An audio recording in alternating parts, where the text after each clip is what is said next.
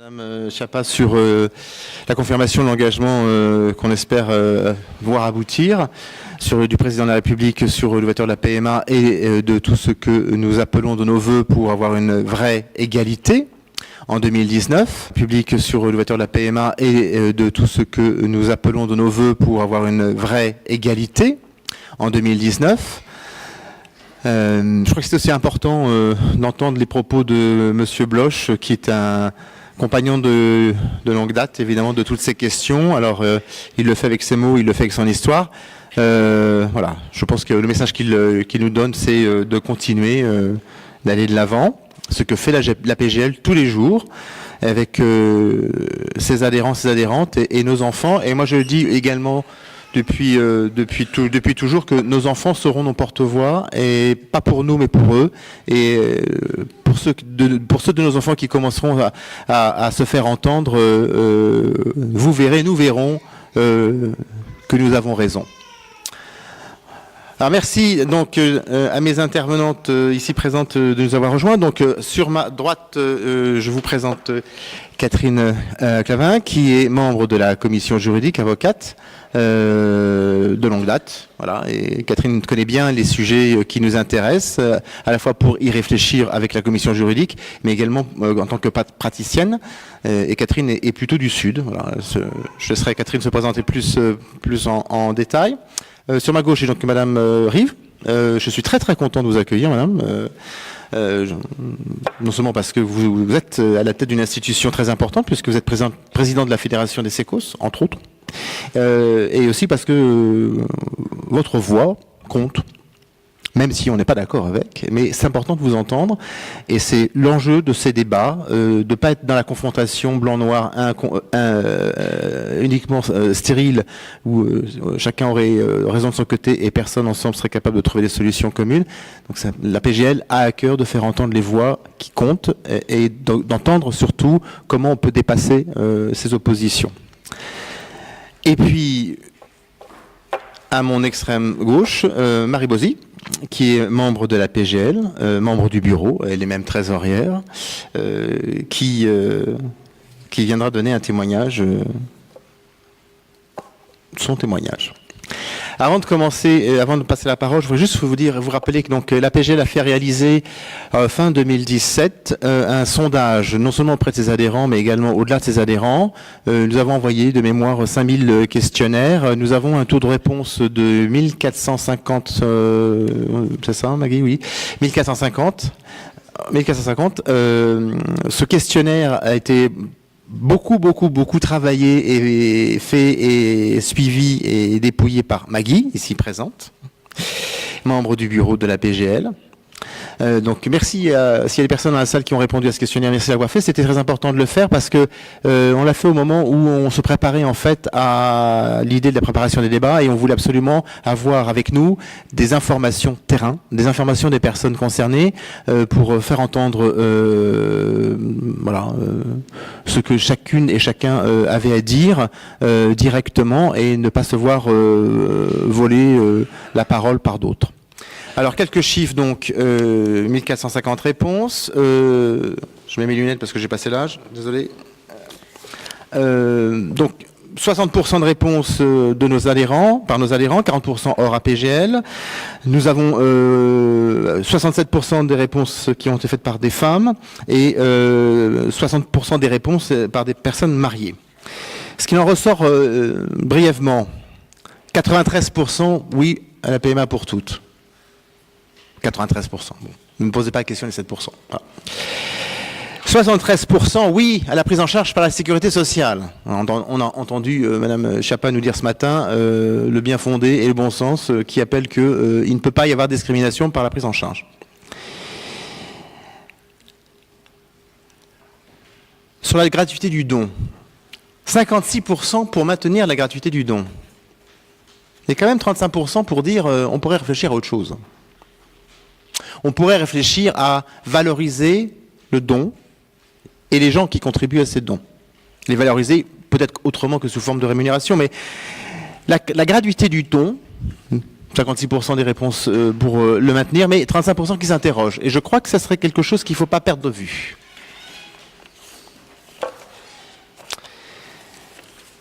Deux autres sujets qui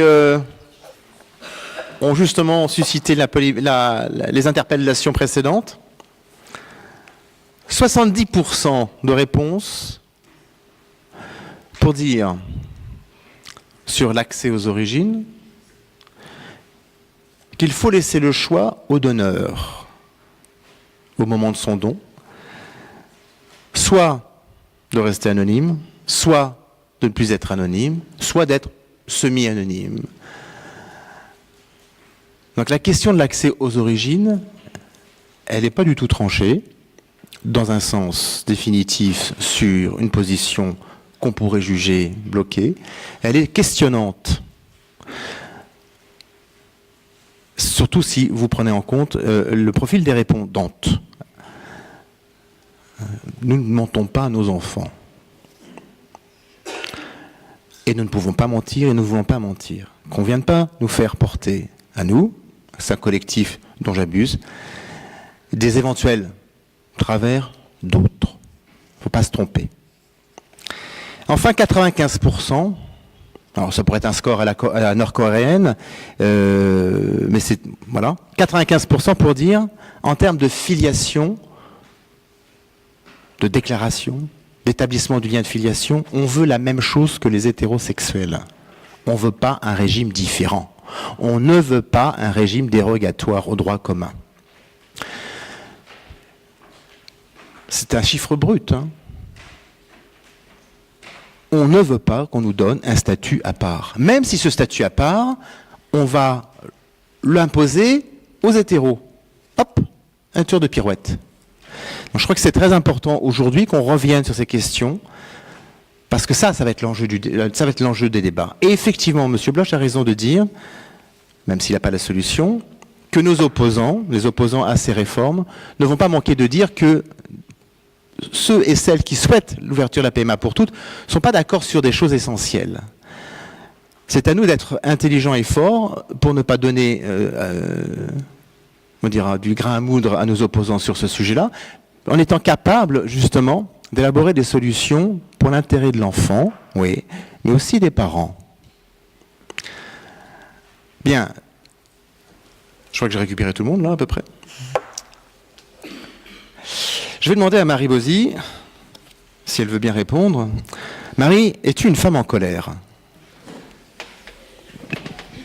Je pense que à ce stade-là, en 2018, le mot colère est faible. Je pense que c'est juste, je suis outrée. Et là, je parle en mon nom propre. Mais nous sommes toujours obligés, juste que en 2018, nous sommes toujours, sans la PMA pour toutes. Nous sommes toujours obligés de passer, alors que nous avons eu le mariage avec un gros astérix à côté. Attention. Vous n'avez pas les mêmes droits que les couples hétérosexuels. Alors si c'est pas de la discrimination, ça je sais pas comment on peut appeler ça en fait. Je suis en colère parce que en 2018, j'ai eu une petite fille. Très rapidement, je suis une femme qui vit avec une femme. Nous sommes mariés. Nous avons eu recours à une PMA. D'abord en France. Interdite. 5 inséminations, échec, avec 5 inséminations, donneur anonyme. Comment j'ai fait ça pour faire en France ? J'ai fait ça exactement comme faisaient certaines personnes à une autre époque qui est très proche, pour des avortements. Je compare vraiment ça à ça, parce que j'étais dans l'illégalité la plus complète. Mon désir d'avoir un enfant était beaucoup plus que juste dire « tiens, j'ai envie d'avoir un enfant ». C'était mes tripes, c'était mon corps qui parlait et mon corps de femme. Notre corps de femme avec ma compagne, ma femme. Donc on est parti après en Espagne pour faire une FIV. FIV, 2 embryons, alors c'est à peu près le même témoignage que tout à l'heure, hein, 2 embryons, 2 bébés, un bébé qu'on perd et un autre qui naît prématuré à 6 mois de grossesse. 6 mois de grossesse, où là, je prends carrément dans la gueule, et je vais être très cash aujourd'hui, que quand j'étais juste dans un avion sanitaire pour vite partir, parce qu'on était à 2 heures près en train de crever, il n'y a pas d'autre mot, ma fille et moi, je me suis posé la seule question, qu'est-ce qu'il va se passer? Si à un moment, moi, j'y reste, où va notre fille? Ma femme, parce que nous étions mariés, on avait anticipé quand même, hein, ma femme, qu'est-ce qu'elle va devenir là? Elle n'est pas la mère au niveau loi, eh ben, elle est rien. Est-ce que c'est normal d'être dans une situation d'urgence et de dire la première chose, au lieu de dire j'espère que bon, ça va bien se passer, non, ma première question ça a été si j'y passe, qu'est-ce que va être ma compagne? Où on va mettre ma fille? Bref, ça s'est bien passé, on est toutes les deux là, on est arrivé à Marseille, dans un milieu hospitalier où la première des choses, eh ben, c'est vrai qu'on hésite à dire qu'on est un couple de femmes, mais bon, ils le voient, hein, je veux dire, j'ai pas de papa à côté. Donc on le dit, très simplement, ils nous ont dit, oui, bon, ça on s'en fout. Tiens, bon. Le tout, c'est que vous lui donnez de l'amour. Et là, maintenant, il faut vous accrocher, parce que c'est une très grande prématurée, donc donnez-lui le maximum d'amour et faites du pot à pot, au maximum. Pendant 3 mois, on est resté à Marseille. Il n'y a rien eu sur notre couple. Tout le monde pensait qu'on était les deux mères, et ce qui est la vérité, nous sommes les deux mères. J'ai autant porté ma fille que ma compagne l'a portée pendant 3 mois, en pot à pot, tous les jours. Arrivé à Paris,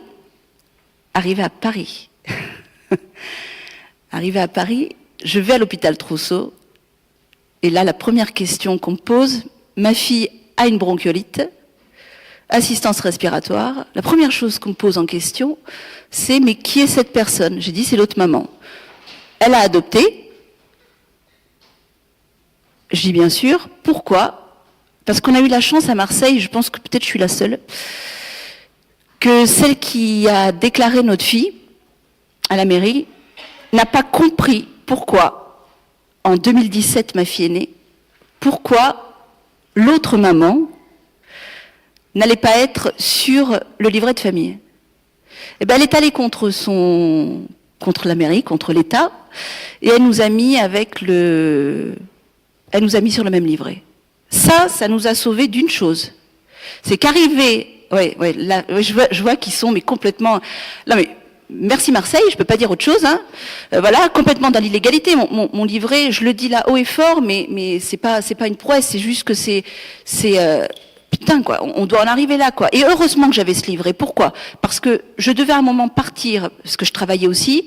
Ma fille était à l'hôpital Trousseau sous assistance respiratoire, et si j'avais pas été là, et si j'avais pas eu ce livret de famille où il y avait nos 2 noms, ma compagne, donc sa maman, ne pouvait pas être là auprès d'elle. Est-ce que c'est normal en 2018? Donc oui, je suis en colère, mais encore plus en colère, Dominique. On est juste fatigués, mais par contre, on baisse pas les bras, parce que là, c'est maintenant que tout se joue. Ayons les mêmes droits que tout le monde. Surtout pour nos enfants. C'est nos enfants, hein. Surtout quand on a des circonstances où, moi, quand je suis tombée enceinte, j'imaginais pas ce qui allait arriver, hein. Voilà, Dominique.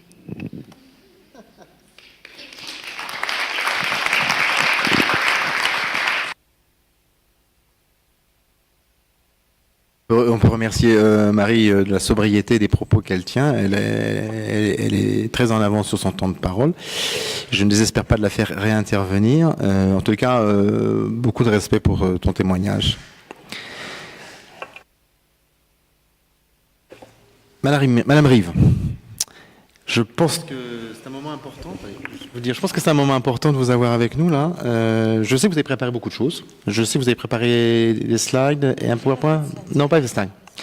Mais je sais qu'en tous les cas, on prépare votre intervention depuis quelque temps. On s'est eu au téléphone, on a échangé, on s'est dit des choses. Peut-être que il y a des terrains sur lesquels on peut se trouver en accord et d'autres sur lesquels on va devoir discuter, je pense. Voilà. Merci. Alors tout d'abord, je suis vraiment très honorée d'être présente aujourd'hui au sein de votre congrès et de pouvoir échanger effectivement avec les membres de votre association. J'avais envisagé de vous contacter parce que je trouvais que c'était pas tout à fait normal qu'on ne puisse pas échanger alors que finalement les acteurs du terrain qui vont prendre en charge quand la loi aura changé, on ne va pas dire si la loi change, quand la loi aura changé, eh bien, c'est nous que vous allez rencontrer. Et je suis à ce titre aujourd'hui au nom des membres de la Fédération française des sécos, et pas à titre personnel, pour représenter un petit peu nos points de vue. Bien sûr, ce que j'espère, c'est qu'on aura des points de convergence, même s'il y aura des éléments de divergence. Et la différence que l'on peut avoir avec les politiques, le discours des politiques, le discours des associations, même si la Fédération des sécos, ne l'oubliez pas, est une association de 1901 depuis 1981, et que les membres, même si nous sommes des professionnels de santé, nous sommes des bénévoles, c'est-à-dire que nos investissements dans nos combats, entre guillemets, dans la défense d'un certain nombre de points de vue, et surtout au bénéfice des patients, s'effectuent de manière bénévole. Ça, c'est important à le noter. Durant l'année 2018, j'ai eu de multiples auditions. D'ailleurs, j'ai rencontré un certain nombre de personnes qui ont été mentionnées, qui n'étaient pas présentes aujourd'hui. Des auditions qui ont été à la fois faciles, parfois extrêmement difficiles. Et je puis vous dire que ce qui nous a beaucoup étonnés, c'est que des jugements étaient donnés sans vraiment connaître le fonctionnement réel de l'assistance médicale à procréation. Et c'est là où on a beaucoup d'inquiétudes quant à la future loi. Madame Chapia a parlé d'une bonne loi. Je dirais, mais quelle est la définition d'une bonne loi ? Surtout une loi dans le cadre de l'AMP. J'ai l'impression que les discussions se centrent uniquement sur qu'est-ce qu'être un bon parent. D'ailleurs, je suis mère de 4 enfants, je ne sais même pas si je suis une bonne mère. Quiconque dans la salle, même en interrogeant des parents, personne ne peut dire si on est bon parent. Et pourtant, toutes les discussions tournent autour de qu'est-ce qu'être un bon parent. Être un bon parent, je n'en sais rien, mais quand on envisage d'avoir un enfant, c'est, comme vous le dites, eh bien, il y a plus fort que soi, c'est-à-dire le souhait d'avoir un enfant, qu'il s'agisse de l'homme, voire de la femme.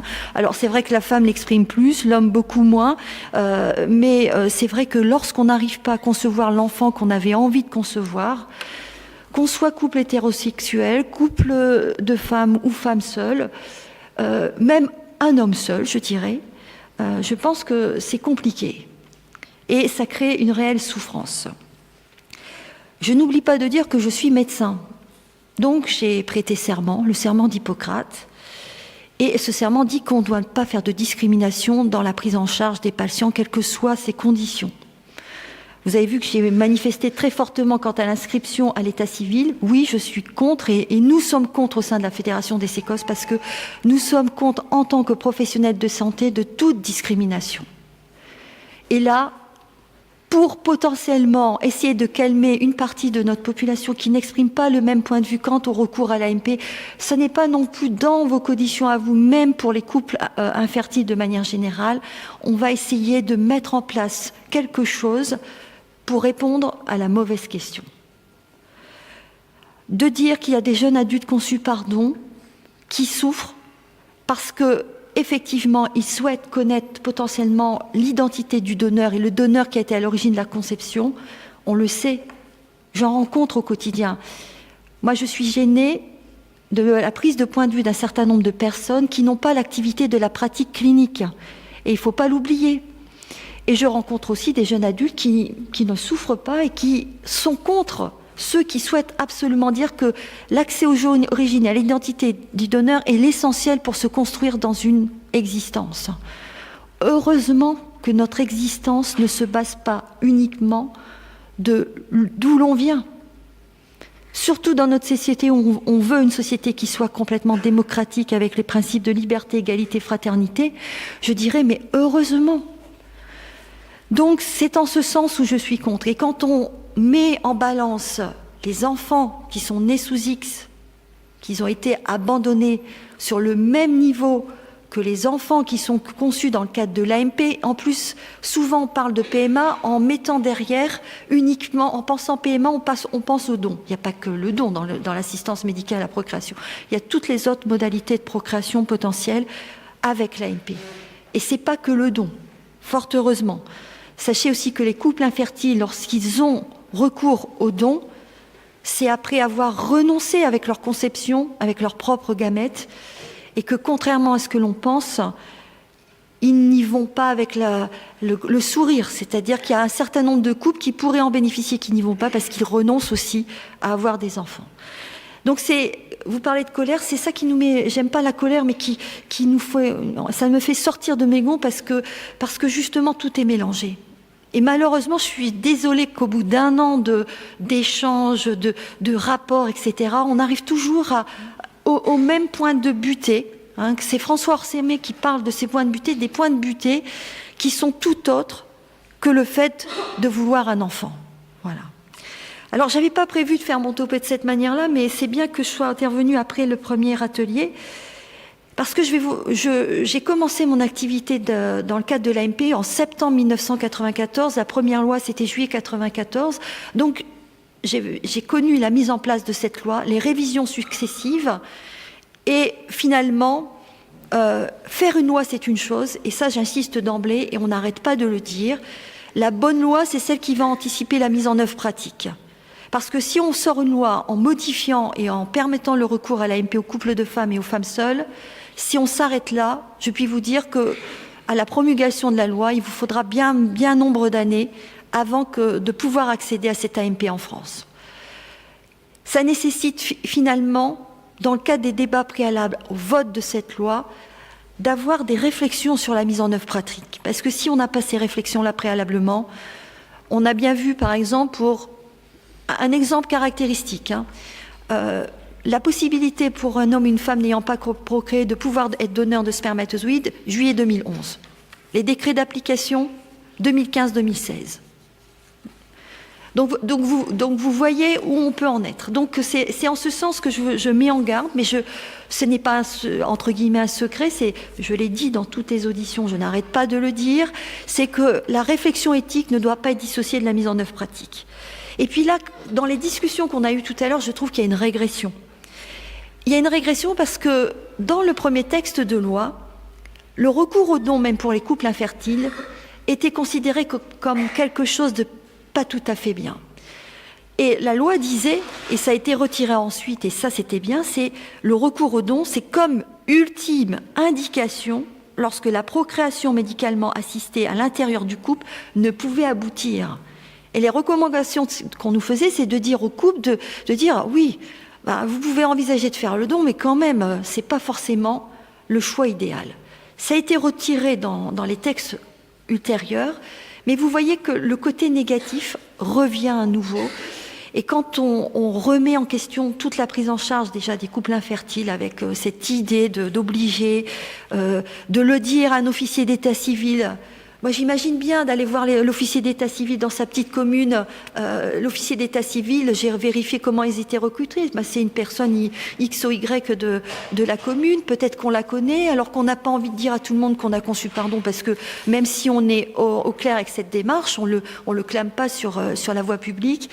Et finalement, de se dire, voilà, je vais déclarer quelque chose à quelqu'un qui va connaître un petit peu de mon intimité. Et ça, je trouve que ça... c'est pas du tout adapté. Alors, j'ai bien entendu les résultats de votre enquête. Finalement, on arrive à des points de convergence par rapport à ce que nous, on souhaite dans l'évolution de la loi. La première des choses, le principe de gratuité du don, il faut le maintenir. Mais nous avons réfléchi aussi sur le fait de pouvoir valoriser la démarche des donneurs et des donneuses, qui ne l'est pas actuellement, mais autrement que par un apport financier. Ça, c'est important, parce que cette démarche de don n'est pas assez valorisée. En revanche, le principe de gratuité, c'est qu'il n'y a pas de possibilité de marchandisation des éléments et produits du corps humain. Parce que là, on arrive ensuite directement dans un système commercial, et il ne faut pas penser uniquement aux dons de gamètes, il faut passer aux autres types de dons.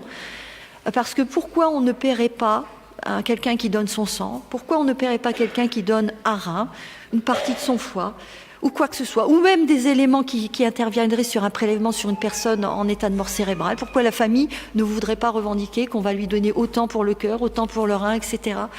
Ça va très très loin. Donc le principe de gratuité, oui, ça a ses limites aussi, mais je dirais, comment faire pour recruter plus de donneurs ou de donneuses? Parce que malheureusement, quand on parle de dons anonymes, on a beau dire que peut-être c'est ce qu'il faut maintenir, enfin c'est un peu... On a des évolutions aussi dans ce cadre-là. Il y a quand même que 500 donneurs de candidats aux dons de spermatozoïdes qui se présentent en France pour une population de 65 millions de personnes. On n'en retient que 300. Donc, même dans le cadre d'un don anonyme, les motivations au don dans la population générale en don de gamètes n'est pas aussi importante qu'on l'imagine.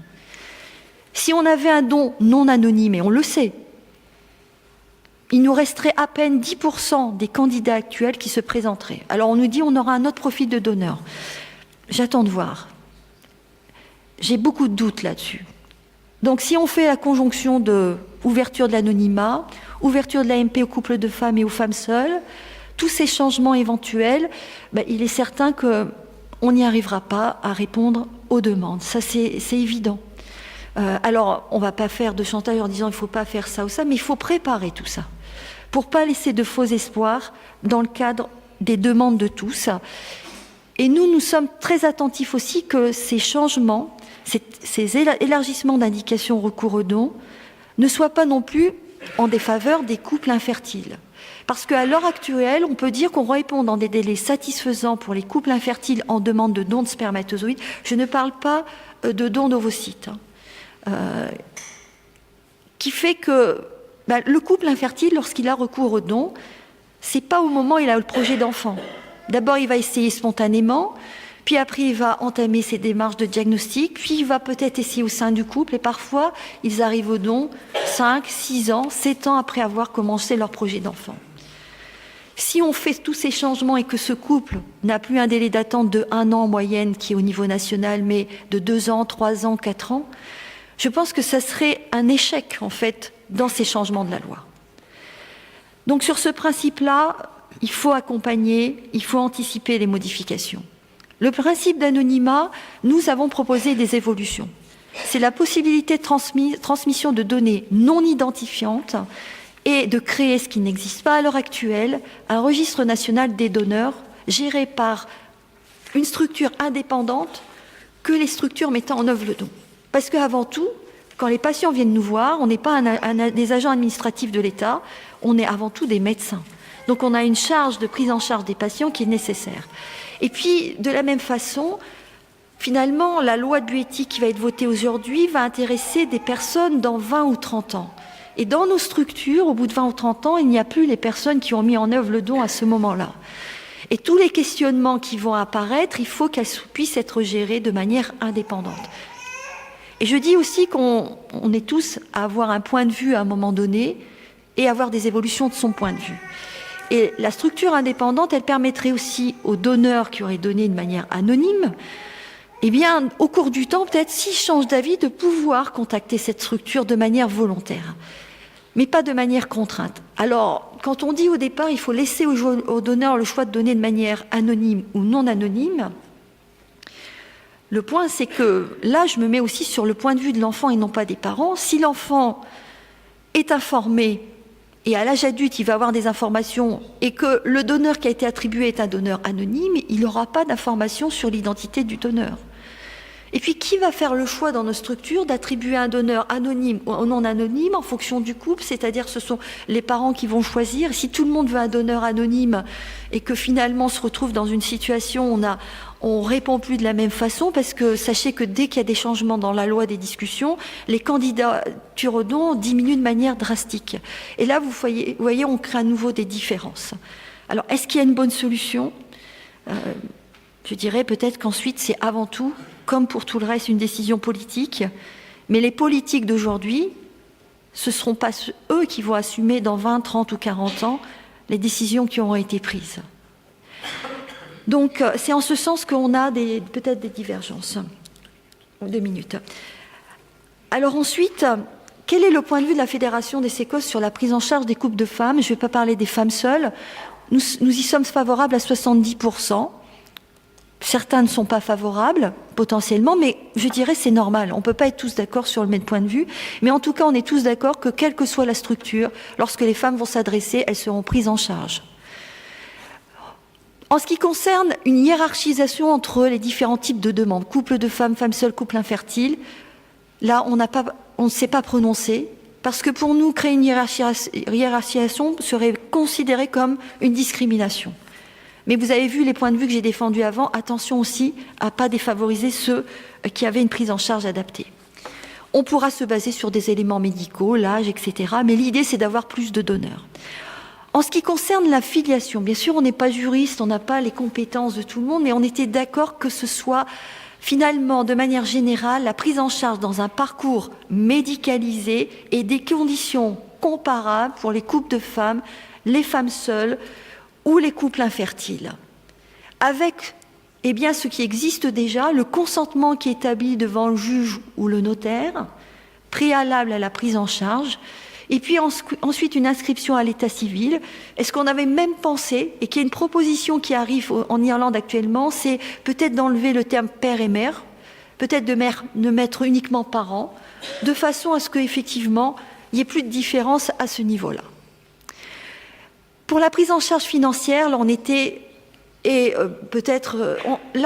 pas favorable à une prise en charge financière, mais parce qu'on se place sur le plan médical et qu'on voit actuellement les grandes difficultés de la prise en charge de toutes les pathologies en France à l'heure actuelle. Et on s'interrogeait s'il y a une prise en charge financière, il ne faut pas que ce soit au détriment d'autres, mais il faut aussi réfléchir de la meilleure prise en charge possible. Donc c'est notre côté médecin, et vu nos difficultés actuelles à prendre en charge les patients de manière générale à l'hôpital, et je dirais même à l'extérieur, avec des gens qui n'ont plus accès aux soins pour certaines situations, c'est en ce sens. Donc globalement, vous voyez que nous sommes favorables, et nous sommes favorables à ce qu'il y ait une anticipation sur la mise en œuvre pratique, et nous sommes favorables à ce qu'il y ait une filiation, une reconnaissance qui soit comparable pour tous. Voilà. Merci madame, merci, c'est très intéressant. Merci encore de cette intervention. Je crois qu'on peut, oui. Il y a beaucoup de choses de ce que vous avez dit, madame, qui résonnent certainement chez les personnes qui sont présentes. En tout cas, à la PGL, ça c'est très certain. Et je suis vraiment content de vous avoir entendu. Il y a des sujets sur lesquels on n'est franchement pas d'accord. Mais et contrairement à ce que vous dites, madame, vous avez beaucoup réfléchi sur la filiation, puisque vous en venez à faire une proposition à dégenrer l'appellation des parents. Et croyez-moi, ça c'est révolutionnaire, au moins sur cette partie. On va certainement revenir sur cette question. Je vais laisser la parole à Catherine Clavin, qui a la lourde tâche de nous rappeler le droit dans tout ce qui peut être émancipateur et en même temps très contraignant. Alors, Laurence a déjà fait pas mal de boulot à ce sujet tout à l'heure. Donc, du coup, j'ai plus rien à dire. Non, j'exagère. Ce que je voulais faire, ce sur quoi je voulais intervenir, c'est vous parler du dernier rapport qui est intervenu, qui est le rapport Touraine, qui a été rédigé et publié il y a quelques jours de cela, qui finalement arrive au bout d'un ensemble d'autres rapports d'avis qui ont été donnés, qui fait finalement une synthèse entre ce qui avait été dit et proposé précédemment, et qui formule des propositions importantes sur lesquelles on a beaucoup de choses à dire, évidemment. Vous en avez déjà entendu un petit peu ce matin, précisément sur la filiation et sur l'inscription du mode de conception de l'enfant à l'état civil. Ce rapport a émis un certain nombre de propositions. Il y en a 12 qui vont nous intéresser. C'est celles-là que je vais rappeler, puis je les commenterai après. Première proposition que fait ce rapport en vue de la loi à venir. Dans ce rapport, on s'aperçoit que on veut effectivement avancer dans, semble-t-il, l'égalité des filiations, mais on a des préoccupations qui sont, vous l'avez compris, la problématique de l'accès aux origines, par exemple. Et l'impression que je peux avoir, moi, finalement, c'est que quelle est la véritable priorité qui a été donnée par ce rapport et par la future loi? Est-ce que c'est pas plus cette priorité d'accès aux origines plutôt que d'égalité des filiations? Est-ce que il n'y a pas une dangerosité finalement dans ce rapport du fait d'un choix de priorité qui en plus ne concerne pas directement les familles homoparentales? Alors, première proposition qui a été faite, et dans les préoccupations effectivement de ce rapport, deuxième chose que je voulais dire, c'est qu'on a l'impression qu'il faut éduquer les personnes qui ont recours à la PMA. Il faut les informer très clairement des choix qu'elles font, des risques qu'elles font. Et ça commence par une première proposition qui est la mise en place d'un plan global de lutte contre l'infertilité et un programme de consultation préventif pour tous. Vous voulez avoir accès à la PMA, ok, d'accord. On va vous expliquer comment ça fonctionne et on va vous expliquer aussi que peut-être il ne faut pas attendre trop de temps, quels sont les risques que vous encourez. Alors ça commence par une première proposition qui est celle-là. La deuxième proposition, elle est importante évidemment, c'est l'ouverture à l'AMP aux couples de femmes et aux femmes seules. Donc ça c'est une des propositions phares évidemment de ce rapport. La troisième proposition, c'est de permettre aux personnes conçues à partir d'un don de gamètes ou d'embryons d'accéder à leurs origines. C'est là aussi évidemment, et on a l'impression que c'est un élément absolument moteur. Le rapport Touraine nous dit sur simple demande dès l'âge de 18 ans de l'enfant. Il nous dit aussi que ce sera pour tous les dons effectués après l'entrée en vigueur de la loi. Il n'y aura pas de rétroactivité à ce sujet-là. Et on nous explique que c'est sous réserve du consentement du donneur pour les dons effectués, notamment avant l'entrée en vigueur de la loi. Proposition numéro 4, c'est instituer un organisme chargé d'accompagner, on est encore sur la mission d'information, d'accompagner les personnes issues d'un don, la personne ou le couple receveur et le tiers donneur dans le cadre de l'accès aux origines personnelles. Proposition numéro 5, c'est la levée de l'interdiction de la PMA post-mortem. Ça aussi, c'est un élément qui est particulièrement important puisqu'elle était interdite jusque-là. Tant en ce qui concerne l'insémination que le transfert d'embryon, parce que la question s'était posée de savoir si on n'allait pas plutôt ouvrir la PMA post-mortem pour ce qui concernait uniquement le transfert d'embryon, et lorsque le projet parental avait été véritablement particulièrement concrétisé, plutôt que lorsqu'il s'agissait simplement, on en était au stade de la réflexion et le projet ne s'était pas concrètement mis en place. Eh bien, le rapport Touraine nous dit lever de l'interdiction de la PMA post-mortem, tant en ce qui concerne donc l'insémination que le transfert d'embryon. Proposition numéro 6, c'est la levée de l'interdiction du double don, puisque jusqu'à présent, il ne pouvait y avoir qu'un don de gamètes, soit un don de sperme, soit un don d'ovocytes, mais on ne pouvait pas avoir recours aux deux. Donc il est entendu dans cette proposition qu'il faudra lever cette interdiction du double don. La proposition numéro 7, une campagne d'incitation aux dons, parce que ce que l'on craint, notamment avec la levée de l'anonymat, eh bien, c'est qu'il y ait moins de dons que précédemment. Et vous l'avez entendu, c'est aussi une préoccupation du SECOS que de dire on est déjà un petit peu en pénurie. Alors qu'est-ce que ce sera et qu'est-ce que ce serait s'il y avait une levée d'anonymat? Donc une campagne d'incitation aux dons est proposée pour essayer de pallier ces difficultés et ces éventuelles pénuries aux dons. Proposition numéro 8, c'est l'autorisation de l'autoconservation, je vais y arriver, des ovocytes. Jusque-là, il était autorisé, mais que dans des cas particulièrement précis, on ouvre complètement cette possibilité d'autoconservation des ovocytes afin qu'effectivement les femmes puissent plus librement organiser leur vie et disposer évidemment de leur corps. Proposition numéro 9, étendre à des centres privés l'habilitation à l'autoconservation. Proposition numéro 10, c'est améliorer l'information, on a encore sur cette préoccupation des concitoyens sur la fertilité et les conditions de son évolution avec l'âge. Alors ça, c'est assez intéressant dans la réflexion qui a été menée. Il est pensé que si l'on ouvre complètement l'autoconservation des ovocytes, eh bien, les femmes seront plus tentées, effectivement, de retarder leur projet de parentalité sans véritable conscience de ce que plus elles retardent ce projet et moins ce projet parental risque de se produire pour des raisons médicales. Donc ce n'est pas parce qu'on conserve ces ovocytes que pour autant on aura de manière plus évidente un enfant dans le temps. Et donc, la mission parlementaire propose effectivement d'améliorer l'information des concitoyens à ce sujet-là. Mais c'est à l'adresse des femmes, mais c'est aussi à l'adresse des hommes, pour qu'ils puissent comprendre effectivement comment fonctionne le corps de la femme et n'incitent pas forcément leurs compagnes ou leurs épouses à retarder leur projet de parentalité pour des raisons d'ordre personnel. C'est ce que nous dit le rapport Touraine. Proposition numéro 11, c'est l'extension aux couples de femmes et aux femmes seules de la prise en charge de l'AMP par la sécurité sociale, aux mêmes conditions que pour les couples hétérosexuels. Ça, c'est vachement intéressant, évidemment. Le CECOS nous a fait part de ses préoccupations à ce sujet-là, mais c'est une mesure d'égalité qui nous semble évidemment tout à fait indispensable. Au-delà de ça, il y a une petite mesure qu'on ignore un petit peu, je pense, on n'en parle pas beaucoup.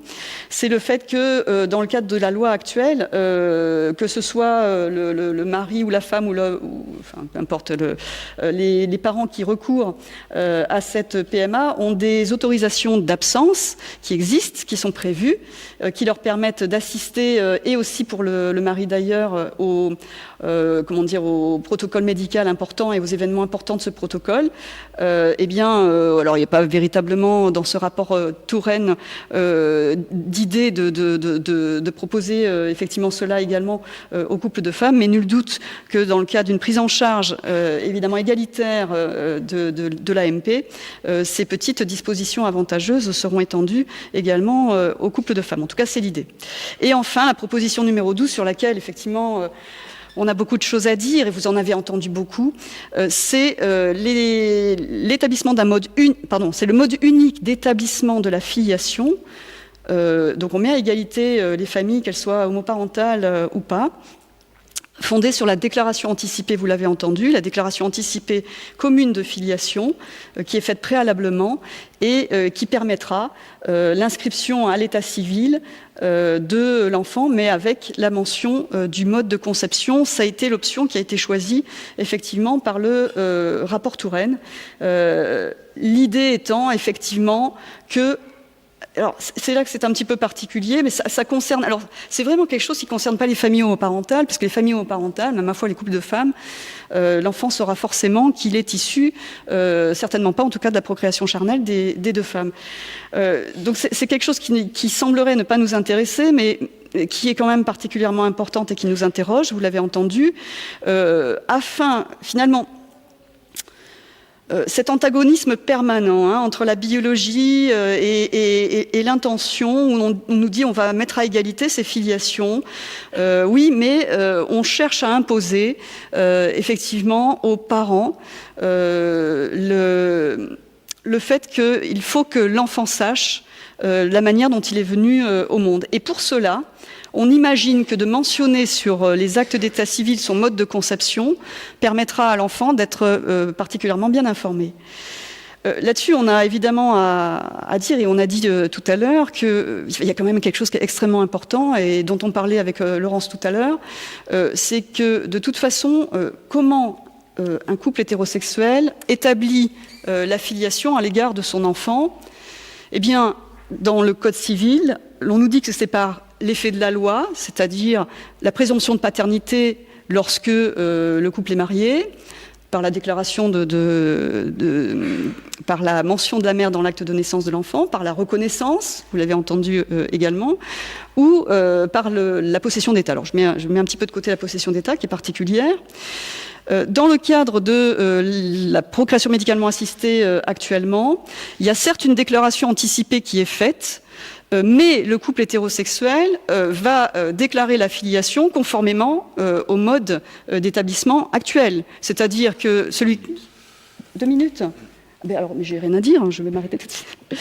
Donc je finis très, très brièvement là-dessus. En fait, ce que je veux vous dire, parce qu'il m'embête là, ce que je veux vous dire, c'est que qu'est-ce qui va forcer le couple hétérosexuel à venir déclarer à l'état civil que l'enfant est issu d'un don? Rien. Puisque de toute façon, il peut simplement, par l'effet de la présomption de paternité, le père pourra établir la filiation sera établie à l'égard du père, et s'ils ne sont pas mariés, c'est par l'effet de la reconnaissance. Donc, on est en train de créer une disposition qui est tout à fait inefficace, qui sera concrètement tout à fait inefficace, mais qui, dans le principe, et c'est l'attention que nous voulions faire porter, est tout à fait, nous semble-t-il, discriminatoire pour l'enfant, puisque son mode d'établissement, son mode de conception serait par principe mentionné sur son acte de naissance. Merci. C'est tout ? Merci, mais attends, j'ai pas fini. Merci.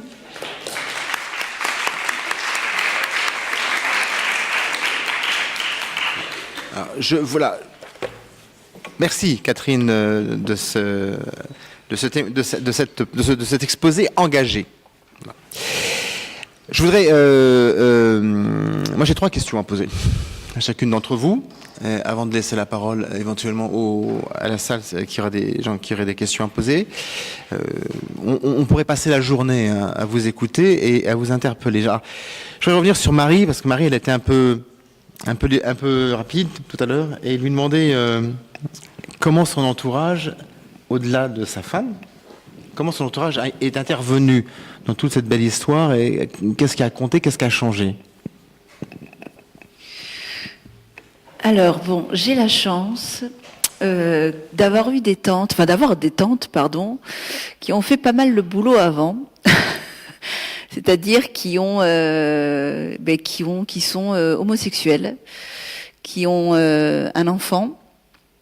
J'ai des nièces aussi, qui ont aussi eu recours à 2 PMA exactement, 2 enfants. Donc, je peux dire que ça soit du côté de mon père, du côté de ma mère, du côté de ma compagne, etc. C'est vrai qu'on est une famille un peu où il y a de tout.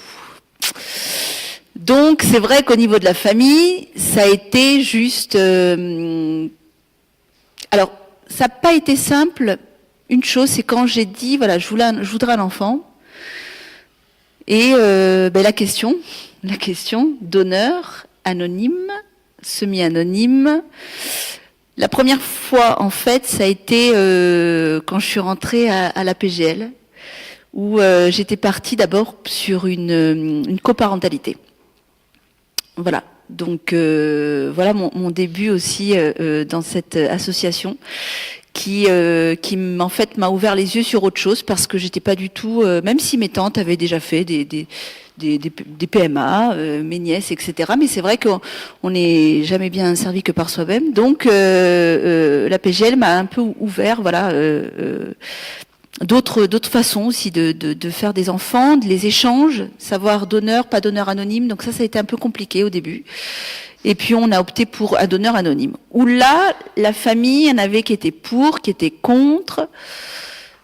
En majorité, la majorité, ça a été que tout simplement, on est une famille. Ma mère et mon père, qui n'étaient pas forcément au début ouverts à ça, ont complètement changé. Alors bien sûr, ils ont changé, parce que bon, on s'est pris, au lieu d'accoucher à 9 mois, on accouche à 6 mois, donc c'est vrai que le regard après sur un enfant, c'est différent.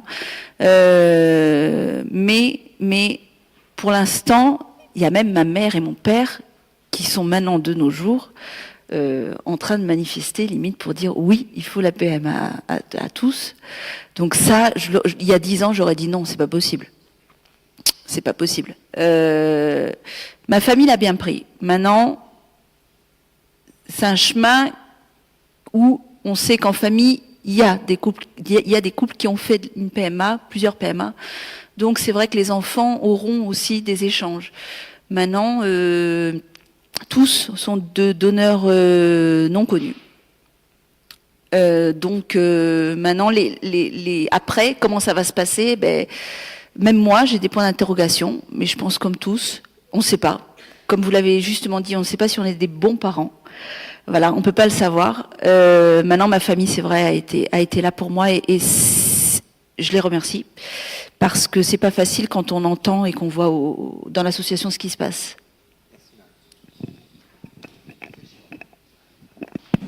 Madame Rive, j'ai une question quand même que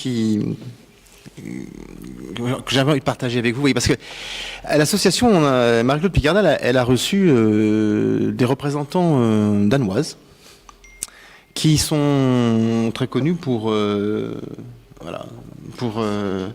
entre autres, oui, pour avoir une approche, enfin voilà, le Danemark par exemple a une approche un peu différente de la nôtre sur l'histoire de la gratuité du don, ou sur tout ce qu'on environne autour du don en France. Quelle est votre perception de l'Europe? Parce que c'est quand même compliqué. Vous voyez, nos adhérentes, elles sont contraintes d'aller en Europe, et elles connaissent bien l'Europe. Et pour cause, parce qu'en France, ça leur est interdit. Et à vous écouter, j'ai l'impression qu'on a du mal à voir ce qui se passe au-delà de nos frontières et pas forcément des choses négatives. Comment vous voyez un peu les approches, par exemple, comme le Danemark, hein?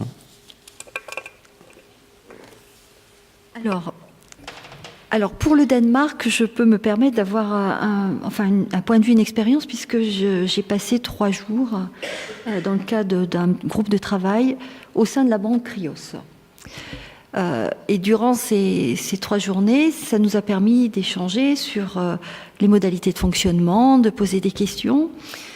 Et puis, comme vous, je vais aussi sur le site de la banque Krios. Et puis on les rencontre aussi par ailleurs dans nos congrès européens ou internationaux, parce que finalement ils distribuent dans plus de 65 ou près de 80 pays dans le monde. Ils ont 2 banques au Danemark, ils ont 2 ou 3 banques aux États-Unis. Et c'est vrai que les modalités de fonctionnement n'ont rien à voir avec le fonctionnement français. La première des choses, donc le directeur qui a changé récemment, mais qui en fait toujours présent, n'est pas de profession médicale. Donc ça change quand même quant à l'organisation d'une banque. Ça c'est sûr en termes de dons de gamètes. Par ailleurs, les donneurs sont non pas complètement rémunérés, indemnisés, parce qu'il y a a priori au Danemark une somme qui est autour de 70 ou 80 euros par don, donc c'est quand même pas beaucoup, sauf qu'un donneur peut donner de manière illimitée. Lorsqu'on les interroge, ils nous disent oui, nos donneurs, on respecte le nombre de naissances dans la réglementation de chacun des pays, sauf qu'ils distribuent dans 80 pays dans le monde. Ce qui veut dire qu'un même donneur, s'il vient régulièrement, donc un donneur, parce que j'ai aussi l'expérience d'un donneur qui était français, qui était au Danemark à Aarhus faisant ses études, puisqu'il recrute sur les campus universitaires, donner 3 fois par semaine, c'est-à-dire que par mois, ça lui attribue un salaire. Vous voyez ce que je veux dire? Quand on parle de l'indemnisation, c'est jusqu'où, quelle limite on effectue. Ensuite, le coût des paillettes de spermatozoïdes sera dépendant d'un tas de critères. Plus vous allez être exigeant et sélectif, plus le prix de la paillette va augmenter. De la même façon, nous, quand on voit les caractéristiques des paillettes dont certaines paillettes sont proposées, on ne les utiliserait pas en France en termes d'insémination. Or, on peut commander directement, se les faire livrer à domicile et faire des auto-inséminations. Ça veut dire qu'avec ce type de paillettes, les chances de grossesse, elles sont quand même réduites. Voilà. Ensuite, il y a des donneurs qui étaient uniquement anonymes. Ils ont évolué. Maintenant, ils ont des donneurs anonymes et non anonymes.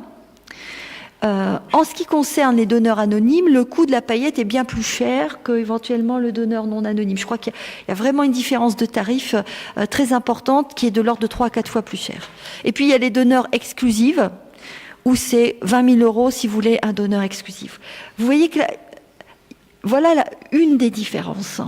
C'est qu'au départ, effectivement, le principe de cette banque, c'est de permettre à des couples, des femmes seules, des couples de femmes de concevoir, mais qu'au final, il y a quand même un élément qui est celle de la rentabilité de leur organisation. C'est annoncé de telle manière. Et nous, on s'en rend compte d'autant plus que depuis qu'il y a les débats autour de la loi de bioéthique et qu'il y a cette idée et ce principe d'ouverture de la MP aux couples de femmes et aux femmes seules, on est très sollicité, même nous, par toutes les banques étrangères. Qu'il s'agisse des banques danoises, des banques espagnoles, des banques des pays de l'Est, etc., en nous demandant comment on va pouvoir organiser pour faire de l'importation de paillettes, etc., et ainsi de suite. Donc, on n'est pas favorable à ce type de banque et on n'est pas les seuls à le dire. Le point essentiel, quand les femmes vont en Belgique, les Belges doivent respecter la loi belge pour les couples belges. Et ça n'est pas dévoilé parce que Guido Pennings, j'ai des collègues et amis qui sont belges, donc quand il s'agit de couples belges, ils vont utiliser les donneurs belges parce que leur loi, en termes de consentement, de nombre d'imitations de naissance, ils prennent les donneurs belges. En revanche, s'ils ont des couples étrangers ou des femmes seules, ils vont faire de l'importation de paillettes de la banque Krios.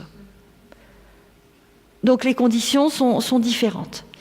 Quand on parle au Royaume-Uni, qui est un des pays qui a levé l'anonymat des donneurs donc en 2005. Eh bien, au Royaume-Uni, bien sûr, ils ont une chute drastique du nombre des donneurs. Après, on dit, ben oui, mais maintenant, il y a des donneurs non anonymes, ils en ont même plus qu'avant, sauf qu'ils importent plus de 60% de leurs donneurs de la bancriose. D'ailleurs, ils sont très inquiets avec le Brexit, parce que ça va être très complexe pour eux de faire ces importations. Et les arguments mis en avant, c'est trop compliqué de recruter des donneurs. Je puis vous dire, c'est pas facile d'avoir 500 donneurs par an, même en France, hein. On fait bien plus que notre activité médicale pour avoir 500 donneurs par an qui vont venir dans nos structures. L'Espagne. L'Espagne, l'Espagne, à mon sens, ils ont une limitation du nombre de naissances par donneur pour les donneurs espagnols et que quelque part, ils font aussi de l'importation de la bancriose, ça c'est certain. Pour les couples qui viennent de l'étranger. Ça, c'est évident.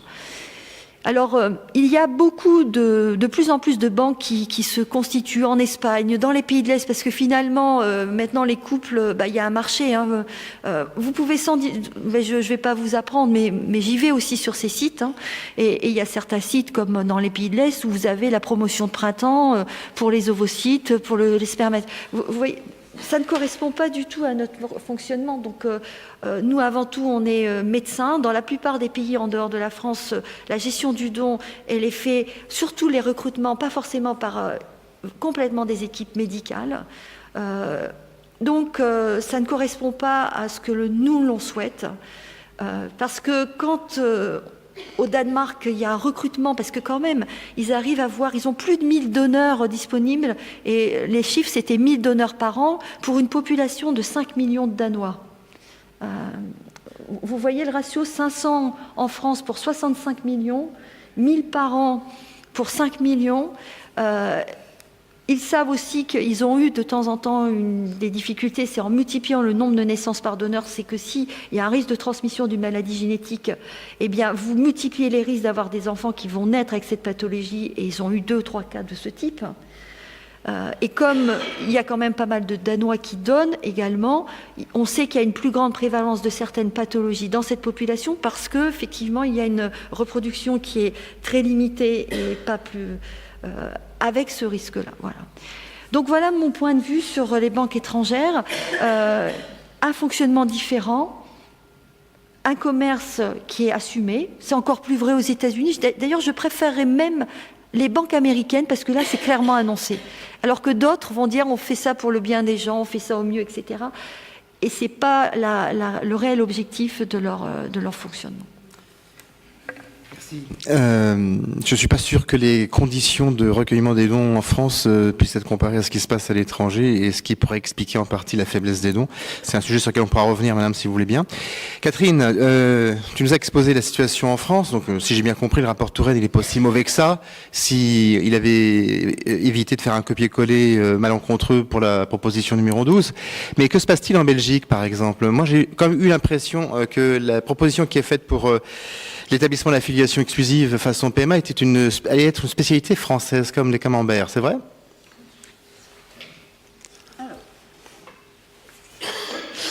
Alors effectivement, on peut comparer ce que propose le rapport Touraine avec la situation des pays étrangers, que ce soit Belgique, Québec ou Espagne. En Belgique, par exemple... on a effectivement, comme en France, une espèce de convention et de consentement qui est recueilli lorsqu'on recourt à une procréation médicalement assistée. Et ce consentement va être créateur, effectivement, des liens de parenté, mais est suivi après ce consentement, une reconnaissance. Donc on fonctionne par un système assez classique, je dirais, d'établissement de la filiation pour les couples hétérosexuels. Alors ici, en Belgique, que ce soit un couple hétéro ou un couple de femmes, eh bien, il y aura effectivement un consentement qui sera signé préalablement à la procréation médicalement assistée et ensuite une reconnaissance, très simplement, de la filiation par notamment la deuxième maman. Donc c'est organisé de cette manière-là à peu près, sans rentrer un petit peu plus dans les détails, mais ce système-là est finalement le système auquel on aurait aimé effectivement voir proposé par le rapport Touraine, qui est assez clair. On aura toujours l'idée, effectivement, d'un consentement préalable pour se protéger et pour protéger des éventuelles contestations de filiation. Donc ce consentement qui est proposé est quelque chose d'intéressant et d'important.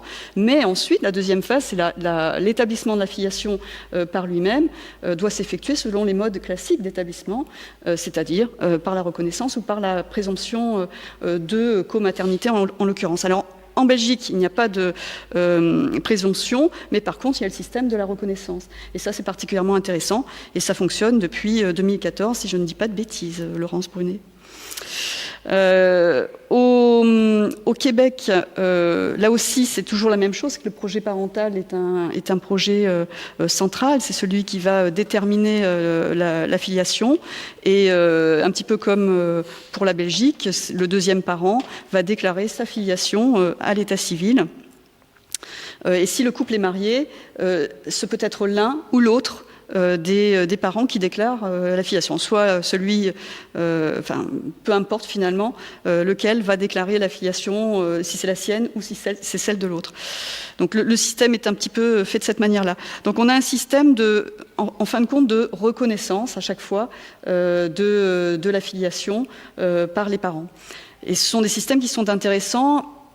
Le rapport Touraine essaie de faire un petit peu de prendre en considération ces modes d'établissement de la filiation, mais on n'a pas véritablement tiré la conséquence qui aurait été celle la plus simple, qui finalement est un petit peu révolutionnaire parce qu'on va utiliser les modes classiques d'établissement de la filiation pour un couple de femmes comme on le fait pour un couple hétéro, mais qui est la manière la plus claire d'établir la filiation d'un enfant. Là, à vouloir créer des régimes dérogatoires, on aboutit à des situations qui sont un petit peu, dont on sait qu'elles vont être totalement ubuesques, comme je le disais tout à l'heure, par rapport notamment à la mention du mode de conception. Système un petit peu différent. En Espagne, c'est simplement dans le cas où les femmes sont mariées, non séparées, qu'il y a un établissement de la filiation à l'égard du parent social, de manière assez simple, donc pas de présomption de parenté. Et puis surtout, si les femmes ne sont pas mariées, il n'y en a pas plus non plus. Donc là, un système de présomption, mais en raison du mariage du couple de femmes. Donc là, on a un système encore un petit peu plus particulier. Il y a l'Espagne, il y a la Catalogne qui a encore un système un petit peu différent. Mais ce vers quoi nous aurions aimé tendre, évidemment, ce sont les systèmes belges ou pourquoi pas québécois qui avaient, à notre sens, plus de signification. Merci Catherine. Pour rappel, le rapport Touraine, c'est pas la loi, hein. C'est parce qu'il faut pas se laisser.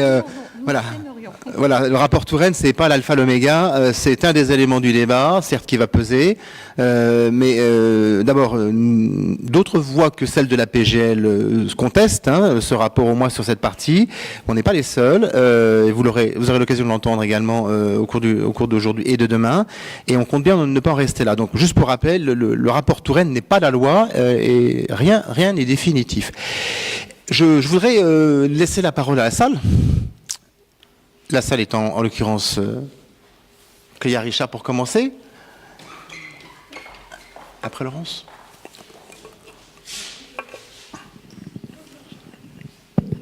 Bonjour, vous m'entendez ? Oui. Merci pour votre exposé. J'ai une question pour Madame Rive, parce que vous nous disiez tout à l'heure qu'il serait important en fait de valoriser les campagnes de dons. Et est-ce que donc du coup dans les sécos vous avez pensé, j'ai cru comprendre qu'en réalité pour valoriser le don, ça serait autre chose qu'une rétribution matérielle, en termes financière. Donc, est-ce que vous avez déjà exploré des pistes ? Est-ce que il y a un public particulier qu'il faut viser ? C'est-à-dire que est-ce que on viserait la population générale pour encourager le don, ou est-ce qu'il y aurait un âge propice en fait au don pour que les gamètes aient un caractère efficace ou efficient, je ne sais pas, dans le processus de création des embryons ou de voilà. Donc je voulais savoir quelles étaient les idées du sécos, et puis vous, si vous aviez personnellement des pistes.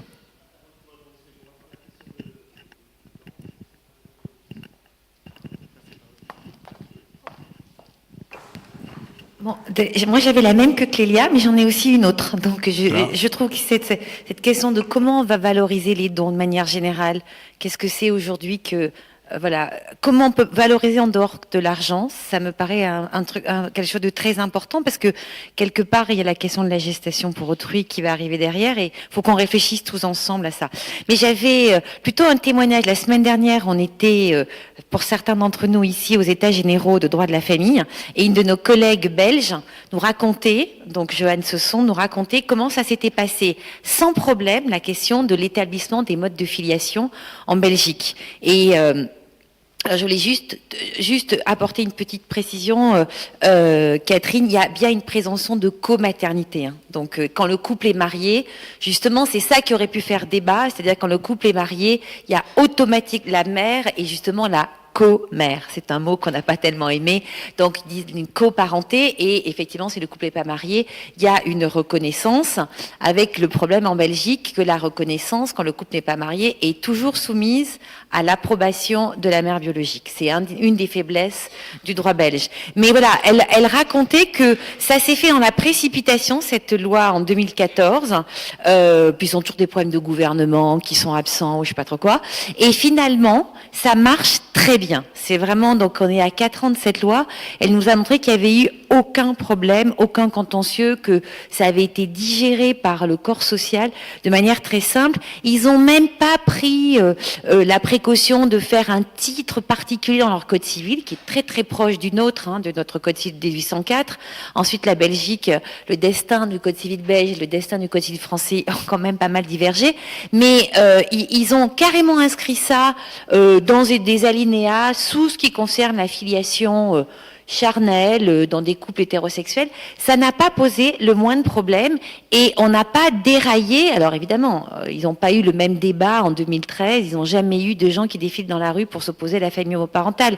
Mais le fait qu'il y ait une promiscuité, enfin qu'il y ait une similitude entre les modes d'établissement traditionnels et les modes d'établissement pour les couples hétéros ou homos qui ont recours à un don de gamètes, enfin ces différentes strates, ça n'a pas posé de problème et les gens se sont pas mélangés et on nous a pas dit ce que Madame Bertinotti nous a dit, que si vraiment on confondait ces modes d'établissement, on allait aller sur les rives nauséabondes du débat de 2013. Non, je crois pas. Il faut expliquer aux gens les enjeux. Donc voilà, je trouve au Québec, ça s'est passé de manière encore plus simple. Voilà. D'accord. Donc, on a quand même des exemples. Bon, la société est différente. Mais des exemples où les juristes ont simplifié et ça a marché. Merci. Madame Rive. Alors, pour répondre à votre question, déjà, c'est une question de comment on fait pour recruter des donneurs. La question qui m'a été posée aussi quand j'ai été auditionnée à la mission d'information parlementaire par Monsieur Touraine. Et là, je vais remettre les choses en place. C'est que c'est l'Agence de la biomédecine qui, de par la loi, se charge de faire les campagnes d'information de recrutement des donneurs. Ensuite, nous, localement, on relaie dans ces campagnes d'information, mais il faut quand même savoir qu'on ne nous donne pas un centime dans les structures pour faire ces campagnes d'information. Ça ne se base que sur notre bonne volonté. Donc comme je vous le dis, c'est que voilà, on a notre activité médicale, etc. Donc on va éventuellement les week-ends, le soir, essayer de faire mais on n'a pas les moyens adaptés. Nous, dans nos propositions, je dirais la mise en œuvre pratique, c'est ce que l'on a dit, c'est qu'on veut repenser les centres de dons. Penser les centres de dons avec la possibilité d'avoir des personnes nous aidant localement à recruter les donneurs. Les campagnes nationales, c'est bien, sauf qu'il faut les décliner en fonction de l'environnement. C'est-à-dire, moi je suis originaire de la région Nord-Pas-de-Calais, ils ont bien plus de donneurs qu'en Normandie. On sait que les Normands, malheureusement, ne sont pas très généreux, entre guillemets, et on a plus de mal à recruter les donneurs. Alors que dans le Nord-Pas-de-Calais, ils ont fait des campagnes à Nantes, etc. En fonction des régions, il faut s'adapter. Et quand on reprend les données historiques des sécos, parce qu'on les a, avant que les sécos, parce que jusqu'en 1990, ils étaient des associations 1901, ne pas oublier qui a permis la création des sécos en dehors de Georges David, qui a autorisé qu'on mette le don de spermatozoïdes en France. C'est pour ça que l'inscription à l'état civil, ça me révolte. C'est Simone Veil, d'accord ? C'est Simone Veil qui en même temps luttait pour l'autorisation d'IVG. elle a aussi pris à son compte le fait de pouvoir sortir de la clandestinité le don de spermatozoïdes. Donc, ce qui veut dire que, et pendant l'époque où on n'était pas des structures intégrées vraiment publiques, association 1901 mais non lucratif, eh bien on avait, je dirais, plus de souplesse dans les actions locales pour l'information. Moi, j'y étais pas, mais en termes de chiffres, on avait même plus de donneurs de spermatozoïdes qu'on en a maintenant. Or, maintenant, on en a peut-être un peu plus qu'il y a 3 ans avec l'ouverture pour les donneurs et les donneurs qui n'ont pas procréé, mais avant tout, je dirais pour tout ce qui va être décidé. Et c'est là où les politiques ne sont pas clairs. Et je pense qu'ils mettront, comme d'habitude, pas de moyens. S'il n'y a pas les moyens, et les moyens, c'est quoi? C'est de l'argent sonnant et trébuchant, c'est-à-dire le personnel pour accueillir, parce que nous, si du jour au lendemain, on doit accueillir 2-3 fois plus de couples demandeurs ou de femmes seules, qu'il faut recruter, accueillir plus de donneurs, stocker plus de paillettes, sortir, entrer des paillettes, on ne peut pas le faire. On ne pourra pas le faire avec les moyens que l'on a maintenant. Donc, dans la lutte qu'il faut avoir, c'est outre lutter contre cette inscription à l'état civil et sur l'acte de naissance, et j'insiste là-dessus parce que vraiment, c'est vraiment une régression fondamentale pour tous en termes de droits, mais aussi qu'il y ait un accompagnement pratique en plus des discussions purement politiques et des législateurs. Voilà. Donc aujourd'hui, on ne sait pas exactement comment on pourrait faire pour recruter plus de donneurs, mais on ne sait pas non plus comment on ferait pour les accueillir s'il y en avait beaucoup plus, si je comprends bien. On fait, vous avez tous une activité professionnelle. Si du jour au lendemain on vous dit de faire le double de travail en étant toujours unique, on le fait au bout d'un moment, mais c'est pas possible. Hein, et c'est là où les choses ne sont pas vraiment annoncées. On est plutôt dans toutes les structures, les hôpitaux, dans le soin, dans des réductions en termes de financement, de personnel et tout. Je pense qu'il faut quand même être réaliste. Donc nous, on défend ce point de vue-là, mais on va dire oui, mais c'est vous les professionnels, mais c'est aussi les autres qui doivent nous accompagner dans cette défense-là. Dans le recrutement des donneurs, on sait qu'il faut faire de la formation tout le temps. Il y a des campagnes 1 ou 2 fois par an, ça n'est pas suffisant. On voit bien des pics de recrutement quand les campagnes nationales et puis nos actions locales, et dès que ça s'arrête, on voit des chutes. Donc ça veut dire que c'est en permanence. Et en permanence, c'est diversifier les cibles potentielles, évaluer ce qui marche ou ce qui ne marche pas pour prendre... Et tout ça, ça nécessite finalement d'avoir quelqu'un chargé de la communication autour du don dans chacune des structures de don. Comment ça marche en Espagne et ailleurs? Ils ont des personnes dédiées aussi à ça. Outre le fait de payer les personnes, il y a ces personnes qui sont dédiées. Un autre point que vous devez reconnaître, c'est qu'en France, la prise en charge de l'AMP est à 100% par l'assurance maladie, mais avec des coûts qui n'ont rien à voir avec les coûts que l'on va pouvoir payer à l'étranger. À l'étranger, un don d'ovocytes, ça peut être 10 000 euros, ça dépend des endroits. En France, le couple ne paye rien du tout. Et nous, les financements que l'on a pour gérer ces activités, surtout dans nos structures, ça n'a rien à voir avec ce que les centres étrangers peuvent bénéficier. Donc c'est toute cette philosophie-là. Donc si après il faut dire on va faire payer, etc. Mais ça, c'est un choix politique et d'évolution. C'est pas à nous, professionnels, de s'exprimer là-dessus, puisque nous, on va avoir une opinion qui va être arrêtée sur la question de la gratuité, la non-marchandisation, l'accès aux soins pour tout, égalitaire, etc. Ça ne dépend pas de nous, mais quand il y a des choix politiques qui vont être faits, il va falloir qu'ils soient assumés. Et s'il y a des déremboursements de l'AMP en France, ça coûtera à tout le monde, et ça coûtera bien plus cher que ce que ça ne coûte maintenant.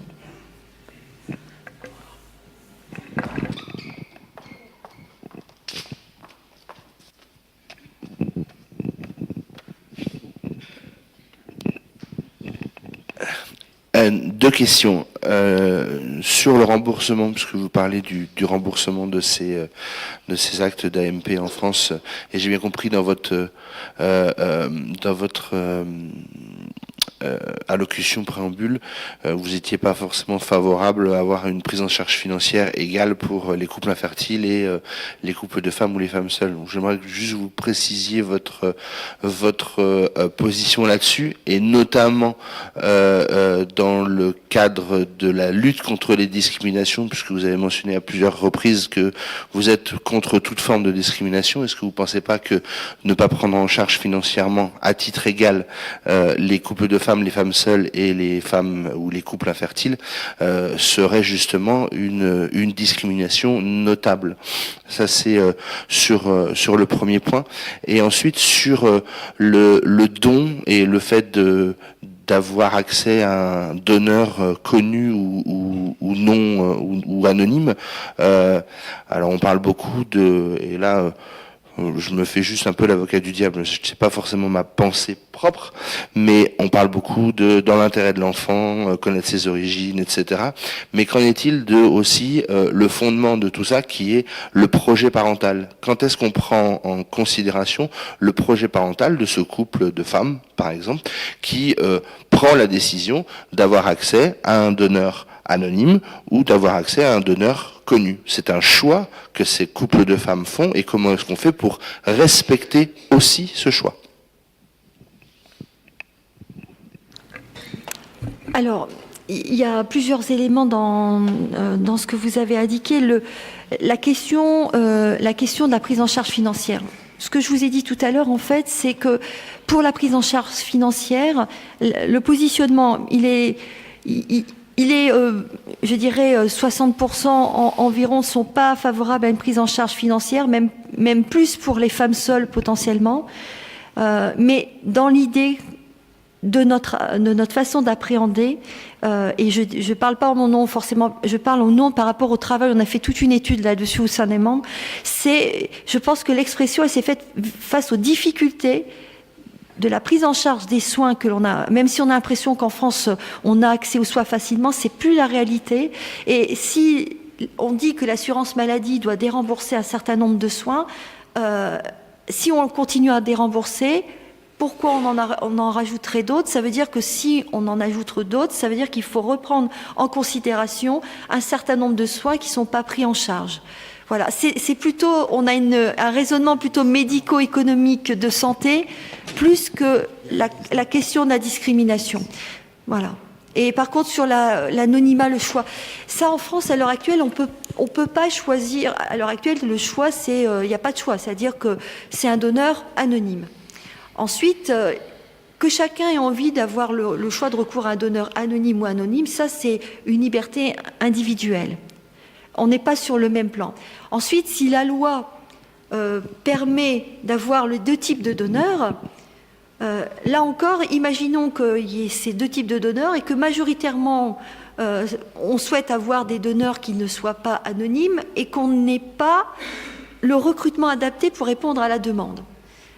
Qu'est-ce qui va se passer au bout d'un moment? Ça, on sait très bien, parce que nous, on le voit bien quand on fixe des délais, etc., en disant, ben voilà, il y a des fois un renoncement en disant, ben tant pis, je prendrai quand même un donneur anonyme parce que j'ai pas envie d'attendre 3 ans, 4 ans, alors que de l'autre côté, j'attendrai moins. Ça peut être même l'inverse, c'est-à-dire que finalement, le changement ferait qu'on aurait beaucoup de donneurs non anonymes et peu de donneurs anonymes, et que ceux qui demanderaient, on risque de pas forcément avoir cet équilibre-là.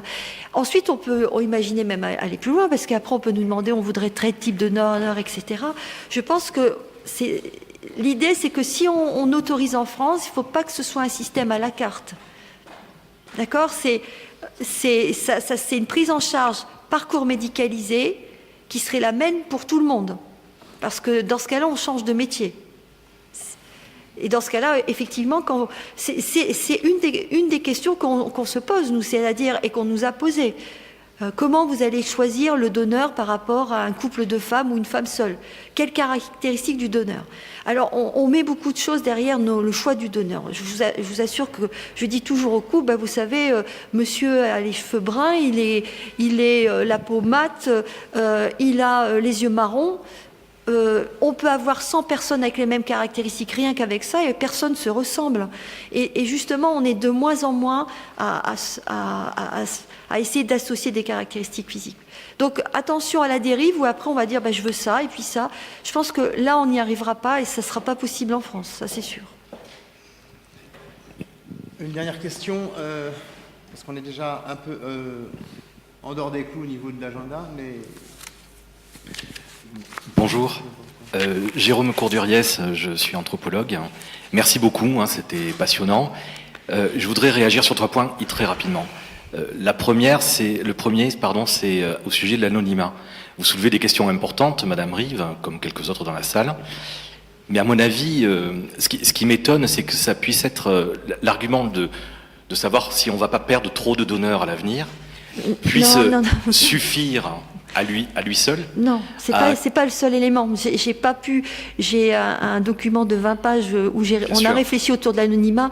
Là, on n'a pas beaucoup de temps, donc je ne veux surtout pas qu'on dit que les sécos ne veulent pas le lever de l'anonymat par rapport à la réduction du nombre de donneurs. Pas du tout. C'est pas cet élément-là fondamental qui nous oriente dans ce choix-là. Voilà, pardon, je réagissais à l'instant sur l'argument que vous aviez mobilisé, mais vous avez raison, votre document est beaucoup plus complet. Mais ce que je voulais souligner, c'est qu'il y a quand même un mouvement de fond qui ne concerne pas toutes les personnes qui sont conçues, bien évidemment, mais qu'il nous faut prendre en compte d'une manière ou d'une autre. On ne peut pas aujourd'hui, au nom du fait qu'il faudrait pouvoir préserver les parents qui ne veulent pas être visibles en tant que personnes infertiles, on ne peut pas ignorer pour autant la demande légitime, me semble-t-il, d'un certain nombre de personnes nées d'un don de gamètes ou d'adoption, que sais-je. De ce point de vue-là, c'est un peu comparable. Non, c'est pas comparable. On ne confond pas l'adoption avec le don. Permettez-moi de vous dire que pour l'anthropologue que je suis, j'ai pris soin de me présenter. Quand je m'intéresse aux effets que produit le fait sur des personnes de savoir qu'elles sont nées dans des circonstances arriver dans la famille dans des circonstances qui ne leur permettent pas d'avoir accès à l'identité de leur géniteur, de ce point de vue-là, qu'ils arrivent par adoption ou par AMP avec don, de ce point de vue-là, ça produit la même chose. C'est des choses que je mets en relation. Moi, je m'autorise à le faire parce que je ne fais pas votre métier, mais je comprends très bien que vous ne les mettiez pas en relation. La deuxième chose que je voulais vous dire, c'est que, ça s'adresse à tout le monde, on peut discuter, je comprends parfaitement qu'on discute de la proposition de Thierry Leroyer. Cependant, ce qui m'étonne, c'est qu'on ne relève pas ici le fait qu'il y a déjà aujourd'hui des familles qui trouvent porter sur l'acte de naissance d'un enfant un mode d'arrivée de l'enfant qui, en tant que tel, de votre point de vue, est déjà discriminant. Je pense à l'adoption.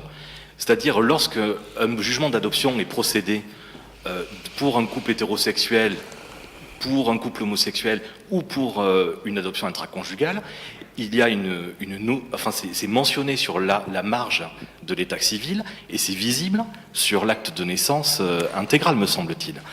Alors je ne dis pas que c'est tout à fait comparable, mais il me semble que là, il y a déjà un élément qui existe. Troisième élément que je voulais vous dire. C'est le dernier, s'il vous plaît, parce que bien sûr. On est déjà très en retard. Bien sûr. Pardon. Troisième élément que je voulais vous dire, il y a quelque chose qui m'étonne. Pour ma part, je m'étonne que dans un pays où 56% des naissances, si je ne me trompe pas aujourd'hui, se font hors mariage. Non. Hors mariage, pardon. Hors mariage, oui. D'après les statistiques de l'INED, je m'étonne qu'on n'arrive pas à envisager que la présomption de paternité dans le cadre du mariage n'est pas la meilleure solution et que la reconnaissance de l'enfant né, quelles que soient les circonstances où il soit né, puisse être la meilleure solution pour acter le fait qu'une bonne fois pour toutes, mettre au monde un enfant ne suffit pas à en devenir le parent, et vous en savez quelque chose. S'engager auprès de lui, par contre, ça c'est aujourd'hui significatif. Voilà, c'est tout. Merci. Je vais prendre la question d'Agnès. Alors, bonjour Agnès, membre de la PGL. C'est pas tellement une question, c'est plutôt dire notre incompréhension. Voilà, je suis maman d'un petit garçon qui est issu d'un don en Belgique. Et l'incompréhension, alors Marie est en colère, moi je suis un peu atterrée, c'est-à-dire qu'on ne comprend pas pourquoi, quand on passe une frontière, les questions se posent plus. Quand on arrive à un hôpital belge, les choses sont simples. on est pris en considération. Il se trouve que j'ai des amis, couples hétéros, qui ont eu aussi des problèmes pour avoir un enfant. Ils ont fini par aller en Belgique parce que aussi la France a fini par arrêter de les accompagner. C'est un peu incompréhensible. Alors je comprends, j'ai entendu et j'entends bien toutes les précautions que vous prenez pour les appels aux dons. J'ai entendu vos interrogations sur la banque Cryos. Oui, nous avons été aussi voir comment ça se passait. Sauf que je peux comprendre. Enfin, nous on a attendu 3 mois entre le premier rendez-vous avec la clinique belge et l'arrivée de nos paillettes. Oui, se dire entendre, et je comprends qu'un couple hétéro en France se dit non, vous allez attendre un an. C'est des choses qui sont, à mon avis, oui, en effet, très difficiles. Quand l'hôpital public belge, j'insiste sur le côté public belge, nous accueille, alors il se trouve que c'était à Gand, je sais que c'est pas tout à fait la même chose dans les autres hôpitaux côté flamand, mais on a un accompagnement pluridisciplinaire, toujours médical, mais pluridisciplinaire. Je veux dire, on a rencontré, alors ça fait beaucoup de débat au sein de la PGL d'être reçu par un psychologue dans les hôpitaux belges. Oui, on a été reçu par un psychologue, mais ce travail avec le psychologue, ça a été comment vous allez expliquer à votre enfant qu'il est issu d'un don et comment il a été issu d'un don anonyme. Pour information, la Belgique a arrêté toute possibilité dans n'importe quelle clinique d'avoir un don semi-anonyme, ça veut dire avec la connaissance des origines. Jusqu'à présent, certaines cliniques, notamment comme vous l'avez souligné, parce qu'elles faisaient appel à Cryos, pouvaient permettre d'avoir une PMA avec un don semi-anonyme. C'est terminé depuis quelques mois. Aucune clinique ne l'autorise. Cryos n'autorise plus les livraisons à domicile. Parce que c'était une pratique. C'est fini. Il faut un intermédiaire médical en France. Donc, on voit aussi que l'anonymat est en train, en tout cas en Belgique, ça y est, c'est uniquement des dons anonymes. Donc, c'était juste pour souligner notre incompréhension de ce décalage avec 1h30 de TGV, juste une frontière entre cet accompagnement pour le désir d'enfant, le projet parental, entre la France et la Belgique, qui sont toutes les deux en Europe. Je connais peu l'Espagne, mais voilà, c'était surtout pour souligner ça, cette incompréhension qu'on a au niveau de la PGL. Et pour le coup, étant référente d'IAD, je le souligne, c'est que beaucoup de couples me posent la question, et de femmes me disent, est-ce qu'on attend la PMA en France? Et pour revenir exactement sur ce que vous disiez, je leur dis, ça va nous aider, je l'espère, juridiquement, mais par contre, pour la mise en œuvre, non, commencez à prendre vos rendez-vous en Belgique et en Espagne, parce qu'à mon avis, c'est pas demain qu'on va pouvoir faire nos enfants en France.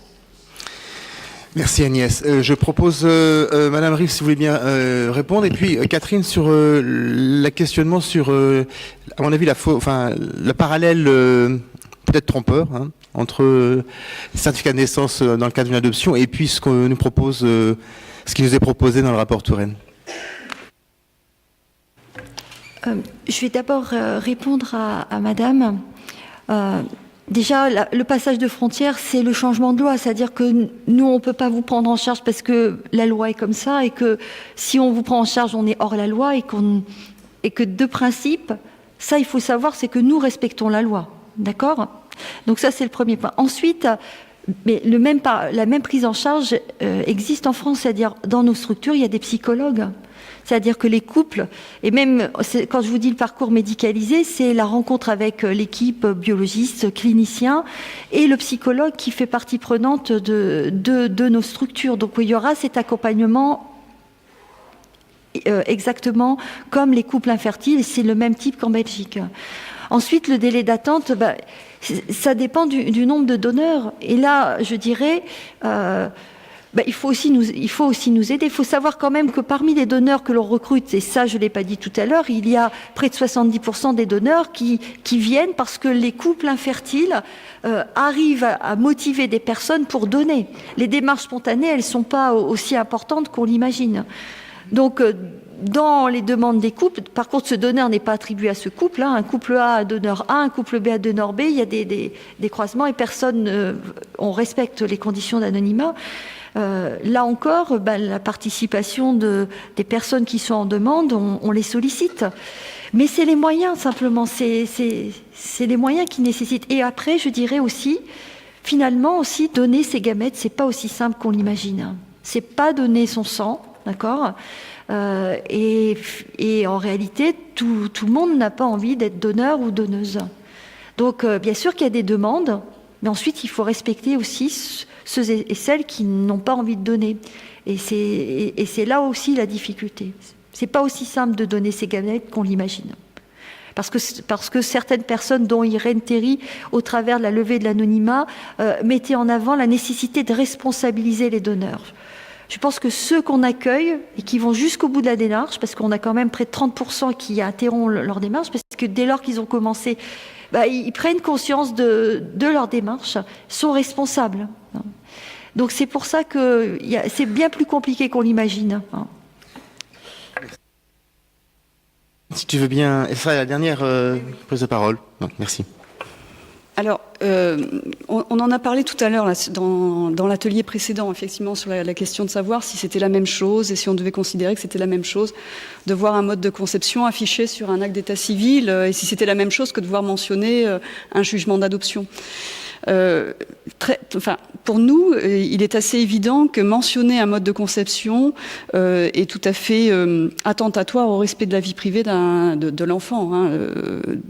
D'une part parce que on n'a pas très bien compris à qui étaient délivrés ces actes de naissance qui mentionnaient les mentions marginales ou les événements liés à la filiation. Ça n'a pas été très bien expliqué tout à l'heure, mais le Code civil nous explique que c'est délivré évidemment aux personnes concernées, aux ascendants, aux descendants et aux personnes autorisées comme les administrations notamment. Donc ces extraits d'actes de naissance intégral sont en fait diffusés à beaucoup de monde et pas simplement à un nombre très restreint. Donc c'est vrai que le mode de conception, s'il était affiché, s'il était inscrit dans l'extrait d'acte de naissance, serait diffusé à un certain nombre de personnes.